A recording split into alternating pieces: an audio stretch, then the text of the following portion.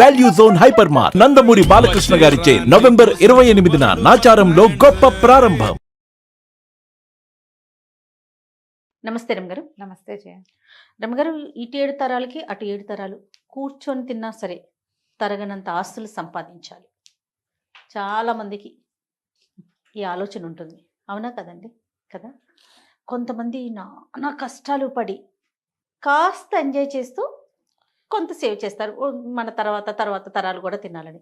కొంతమంది ఈ ఎంజాయ్మెంట్ కూడా ఉండదండి, ఏముండదు. మనం ఒక్కరం ఈ జనరేషన్ మనం కష్టపడితే తర్వాత వచ్చి ఒక 7-8 తరాలు హ్యాపీగా చక్కగా అనుభవిస్తారనే ఆలోచనలో కొంతమంది ఉంటారు. నాకు అనిపిస్తుంది, ఇప్పుడు మనం ఎంజాయ్ చేయకుండా వాళ్ళ కోసం దాచి పుట్టుకుని మనకి ఏదన్నా అయితే, ఒకవేళ నువ్వు ఎంజాయ్ చేస్తావు అయినా దాస్తావు, అప్పుడు ఎంజాయ్ చేసి దాస్తే కొంచెం పర్వాలేదేమో అని నాకు అనిపిస్తుంది. అంటే ఇప్పుడు ఇంత కష్టపడుతున్నందుకు మనకు ఒకటే జీవితం కదా, తర్వాత ఏమవుతుందో మనకు తెలియదు కదా. ఈ జీవితంలో మనం కూడా కొంత ఎంజాయ్ చేయాలి కదా, ఆనందించాలి కదా. మరీ కట్టేసుకొని అన్నీ స్ట్రిక్ట్గా ఉండి ఎక్కడికి వెళ్ళకుండా ఏమీ తినకుండా ఏమీ పెట్టుకోకుండా, అది తప్పు. అది తప్పు కాదు. నువ్వు ఇప్పుడు హాయిగా ఉంటావు, ఎక్కడి నుంచి దొరికితే అక్కడ ఎవరిని అణిస్తే వాడిని అట్లా చేయకూడదు. మరి అదేగా జరుగుతుంది. అణిచి కాదు, అణచకుండా ప్రాపర్గా. జయ, అణచకుండా నీకు ఎక్కువ డబ్బు ఎలా వస్తుందో చెప్పమ్మా. తరాలకి సంబంధించి అయితే ఎవరిని అణచకుండా, ఎవరికి ద్రోహం చేయకుండా, ఎక్కడా ఎక్స్ప్లాయిట్ చేయకుండా డబ్బులు రావమ్మా. కష్టం ఏదో వస్తుంది ఒక మాదిరిగా. మన పని మనం చేసుకుంటాం, ఉద్యోగం చేసుకుంటాము, వస్తుంది. అది మనకు సరిపోయి మన పిల్లలు కూడా సరిపోతుంది. 30 తరాల దాకా సరిపోవాలంటే 300 మందిని ముంచితే గానీ 30 తరాలు గడవ. కానీ అలానే ఉన్నారు కదా. అలాగే ఉన్నారు. కోట్లు కూడబెట్టే వాళ్ళలో నీకు వ్యాపార సామ్రాజ్య విస్తరణ జరుగుతుంది చూసావా. వీళ్ళ మీద, ఒక ఫ్యామిలీ మీద కొన్ని వేల మంది జీవితాలు ఆధారపడి ఉంటాయి. వాడు కూడబెట్టచ్చు, మనం వాడిని తప్పట్టకూడదు. వాడు ఒక్కడే ఎంజాయ్ వాడు పిచ్చగా ఎంజాయ్ చేసేస్తూనే ఉంటాడు. చేసేస్తూ ఎన్నో వేల కుటుంబాలకి బాసటగా ఉంటారు. ఉన్నాయి అట్లా వ్యాపార సామ్రాజ్యాలు లేవు, ఉన్నాయి. వాడిని మరి అంత తప్పటక్కర్లా. ఇంకొంతమంది ఉంటారు, ఎవరికి ఏమీ పెట్టేది ఏమి ఉండదు. ఆ ఇంట్లో ఉన్న 10 మంది 8 మంది వాళ్ళ దగ్గర పనిచేసే ఒక 5-6 అంతే. ఇక వీడు అక్కడ 100 ఎకరాలు, ఇక్కడ 1000 ఎకరాలు, అక్కడ 500 రకాలు, అక్కడో మేడ ఇక్కడో మేడ, ఏమిటేమిటో చేస్తారు. పుసుకున అర్ధరాత్రి హార్ట్ అటాక్ వస్తుంది. నిద్రలో వాడు మూలిగాడో ముక్కాడో కూడా భార్యకి తెలీదు. తెల్లారేసరికి చచ్చిపడి ఉంటారు. అంతే. ఈ ఇల్లు ఇన్ని కోటలు మేడలు మిద్దెలు ఎవరి కోసం? ఏం చేస్తారు వీళ్ళంతా? ఇలాంటి వాళ్ళు ఎంతమంది ఉన్నారమ్మా.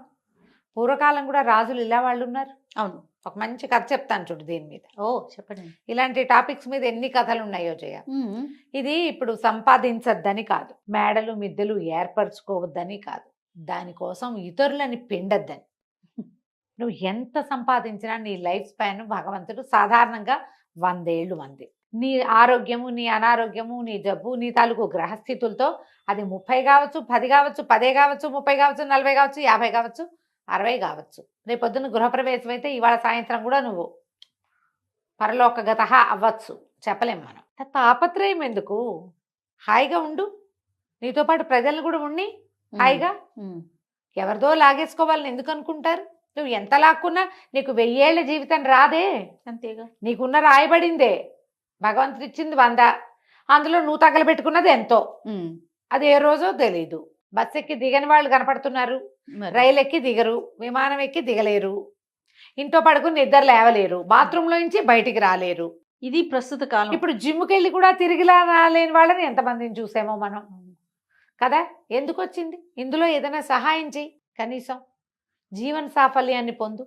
నువ్వు ఎంత కూడబెట్టావని కాదు, నీతోటి ఏదొచ్చిందో నువ్వు పోయాక కూడా నీ మంచి ఏదైనా మిగిలితే అది నీది. నువ్వు పోయాక ఆస్తులు మిగిలితే అది నీది కాదు. ఏమంటారు మనవలు, ముని మనవలు, మా తాత ఇక్కడ 150 కొన్నాడు, ఆ 10 కూడా కొంచెచ్చాడు కాదు పాడువాడు అని తిడతారు. మా తాత ఎంత బాగా కొన్నాడు అని అనరు. ఇంకా అదేదో చేయలేదు, ఇదేదో చేయలేదు, అమావాస్య నాడు అట్టెట్టావా, పున్నన్నాడు పప్పేసావా అంటారు. అంతకంటే ఏముంది? అన్నీ చేశాడు కానీ మా తాత కొన్ని తెలివి తక్కువ పనులు చేశాడు.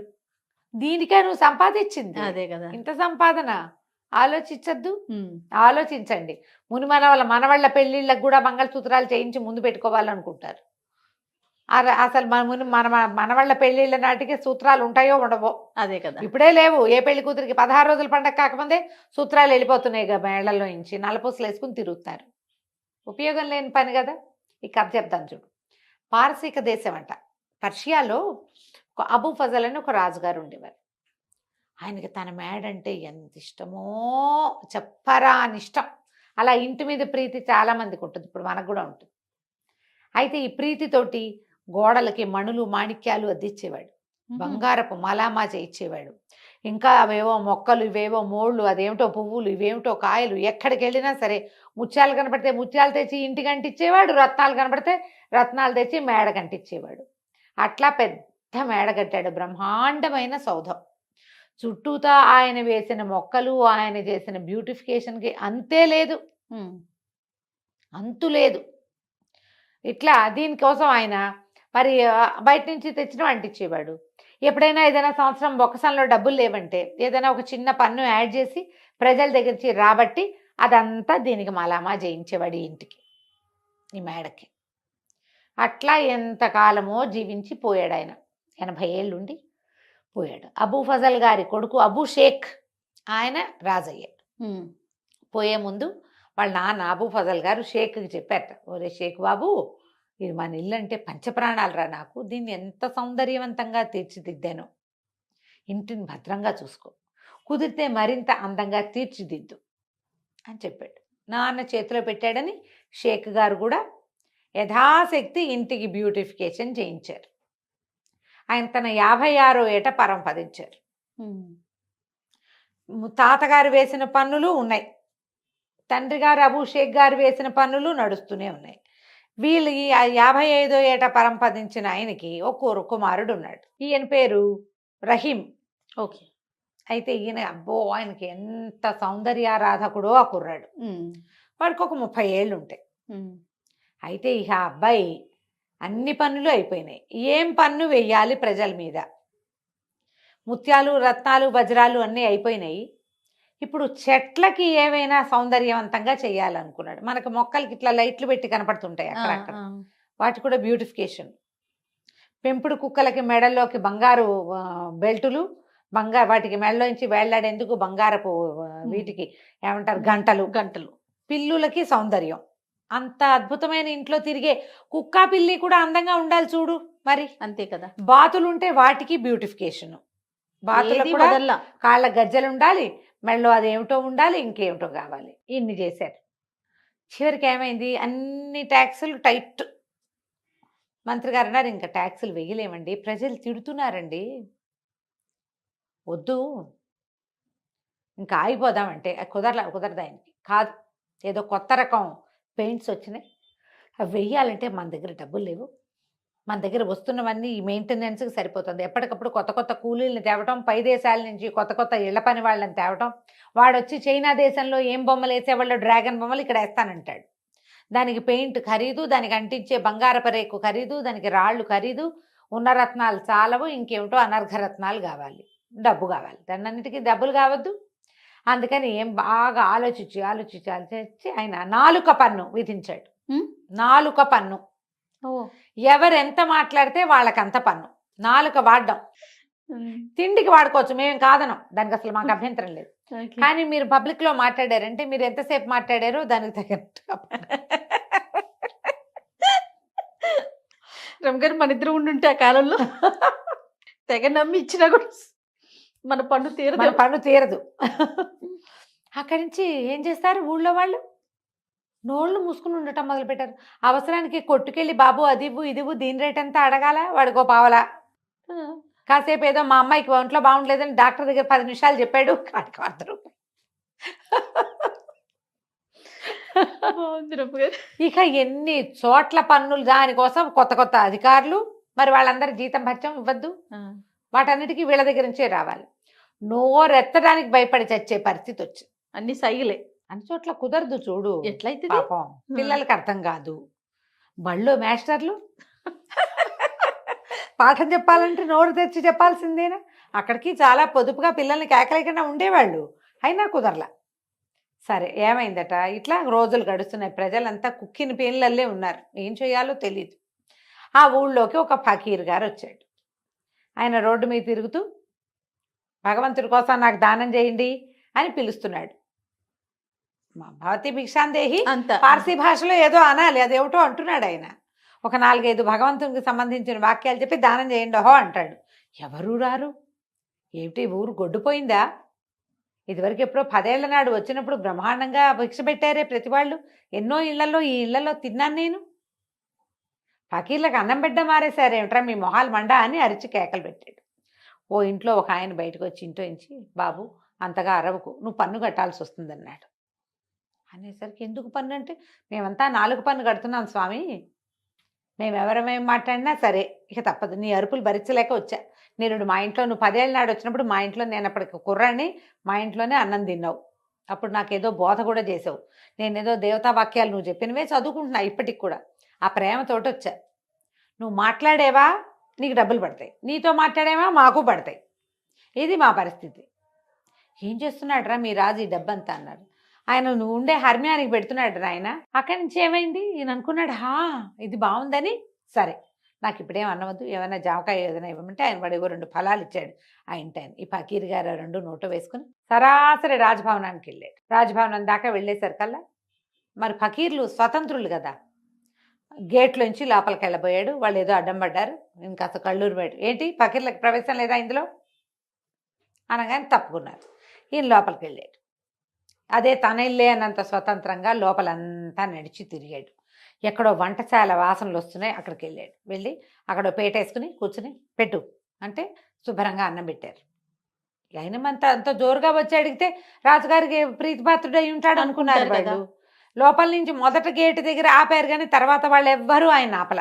జోరుగా వచ్చేసాడు లోపలికి. మనం తక్కుతూ తారుతూ వెళ్తే అవతల వాళ్ళు అనుమాన పడతారు. మా ఇల్లే అన్నట్టుగా వెళ్ళిపోతే ఎవరేమంటారు. చక్కగా వంటశాలలో పక్కన పేటేసి కూర్చుని శుభ్రంగా ఆ రోజు రాజుగారి కోసం వండిన వంట అది భోజనం చేశాడు. విస్తట్లో వడ్డిచ్చేసుకుని, వాళ్ళ భాషలో ఏదో అంటారు, తెలుగులో కాబట్టి నేను విస్తరని చెప్తున్నా.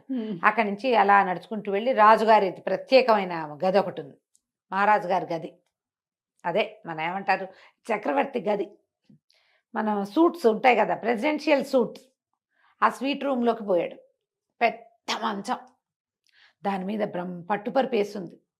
అది వెండి జరీతోటి నేసిన ఒక పెద్ద దుప్పటి పరిచింది. షాండ్లైర్స్ ఉన్నాయి, వింజామార్లు విసురుతున్నారు ఎవరో. పోయి మంచం మీద పడుకున్నాడు. ఈ లోపల ఏమైంది, రాజుగారు భోజనానికి వచ్చాడు. భోజనానికి వచ్చి ఆల్రెడీ అక్కడ ఎవరో తిన్నట్టు కనపడేసరికి ఎవరు వచ్చారు ఏంటని అడిగాడు. ఎవరో ఒక ఆయన ఫకీర్ వచ్చాడంటే, ఆయన వడ్డించమన్నాడు, వడ్డించేసామంటే ఎవర్రా అంటే ఎవరు తీసుకొచ్చారంటే ఆయనే వచ్చాడు.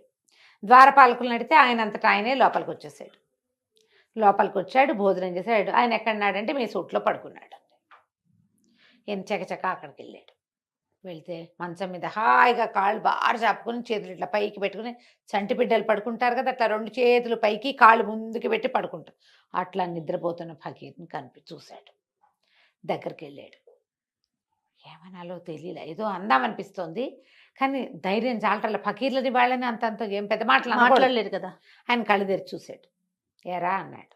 ఈయన అన్నాడు, రాజుగారు బాబు నిద్ర బాగా పట్టిందా? పట్టింది. బాగా భోజనం బాగా కుదిరిందా? కుదిరింది. బాగా చక్కగా మా మందిరం అంతా చూశారా? చూశారు. ఎందుకు బాబు ఇక్కడికి వచ్చారు?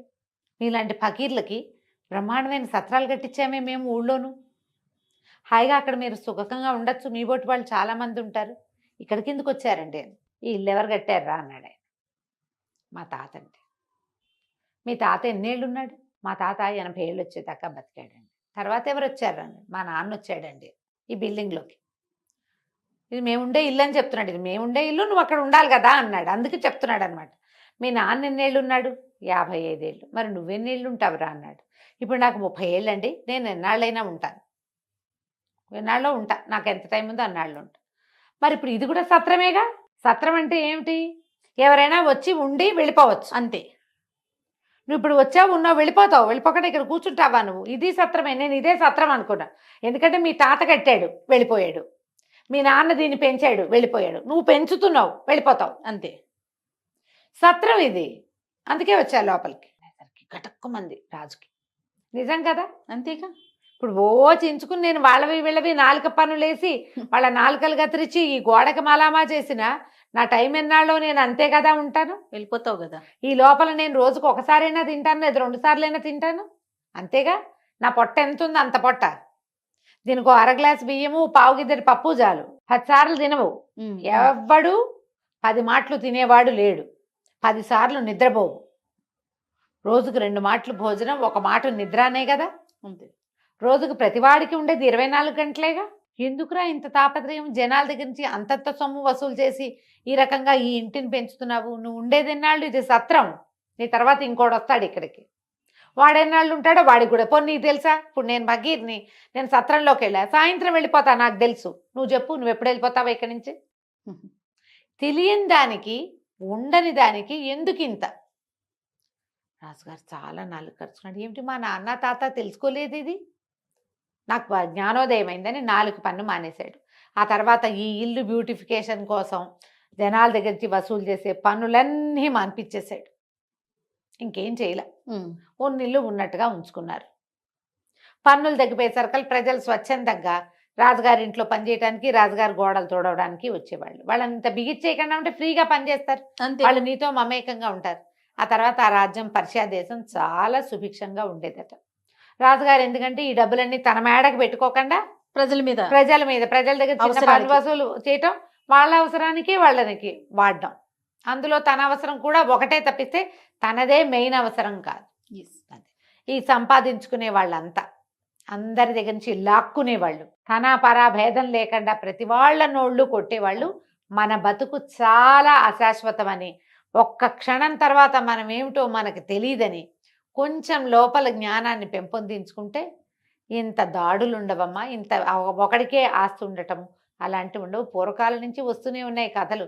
జ్ఞానోదయం అవదంతే మనకి. అంతే. పుసుకుని పోయాక జ్ఞానోదయం అవుతుంది. ప్రేతానికి జ్ఞానోదయం అయినా ప్రయోజనం లేదు కదా. బతికుండగానే జ్ఞానోదయాలు పెంచుకోండి తండ్రి.